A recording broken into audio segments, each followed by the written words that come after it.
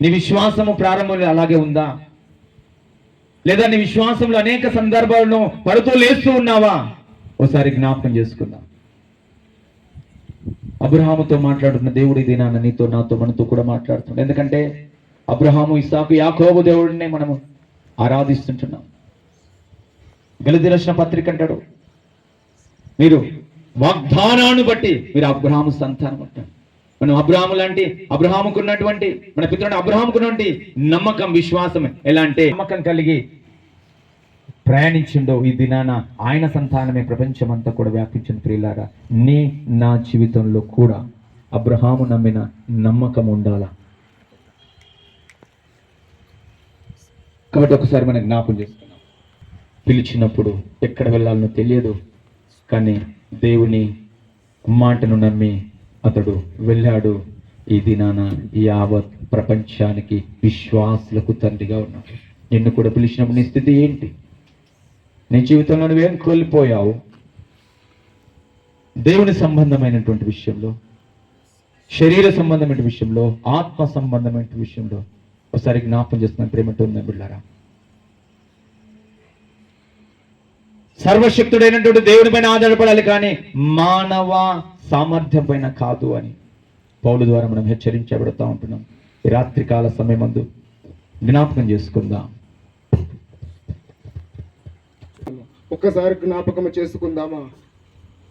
ఇంకా మనము వదిలేయలేని ఇంకేమైనా ఉన్నాయేమో మన జీవితంలో. కానీ ఆ కుటుంబం మనం ఎక్కడ తీసుకెళ్తా ఉంది? లోక ఆచారాల వైపా, దేవుని క్రమం వైపా? ఒక్కసారి ఆలోచన చేద్దామా? ఈ రాత్రికాల సమయంలో వాక్యం ద్వారా దేవుడు మనం తనకున్న వారిని వదిలిపెట్టి ఇదిగో దేవుని మాట చొప్పున వచ్చి ఉన్నాడు. మరి మనము కూడా అలాగనే దేవుని మాట వింటున్నామా? దేవుని మాట వినవలసిన వారమై ఉండి కూడా వినలేక మనము పెడచెవిన పెడుతూ ఉన్నామా?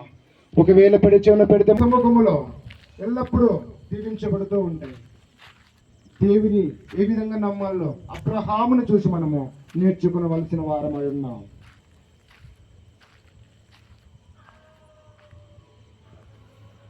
అట్లాగని మనం ఒప్పుకొని ఉండగా మన మధ్యలో ఉన్నటువంటి పాస్టర్ పౌలు గారు ముందుకు అందరం అలా కళ్ళు మూసుకొని ఉందామండి. కొద్ది నిమిషం ప్రార్థన చేసుకున్నట్టు నేను స్తుతిస్తూ కనపరుస్తున్నా. ఇప్పటి వరకు దేవాన్ని సేవకులు నిలబెట్టుకొని దేవాతులు స్తోత్రాలు.